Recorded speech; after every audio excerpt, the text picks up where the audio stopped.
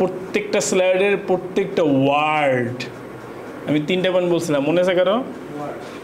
ওয়ার্ডের right pronunciation, right spelling and right meaning, এই 3টে জিনিসকে জোর দিতে বলছিলাম।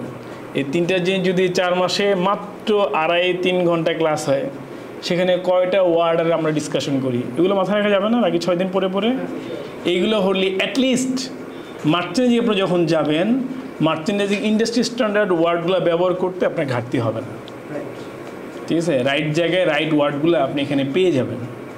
দেখুন কোথাও না কোথাও কোনো না কোনোভাবে সেগুলো আলোচনা হয়েছে এবং স্লাইডে আছে, কিন্তু সমস্যা হলো কি আমরা ওপেন করা দেখি নাই। বুঝতে পারছেন? আচ্ছা, সো পিও শিট ক্লিয়ার?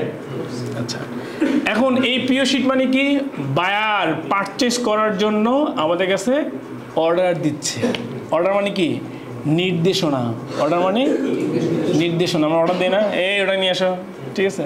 সো হলো পারচেস অর্ডার। যেহেতু এটা পেপারে শিট আকারে থাকে, যেটা আমরা বলি পিও শিট। ক্লিয়ার? আচ্ছা, আর মাঝখানে ছোট একটা অন্য গল্প করবো।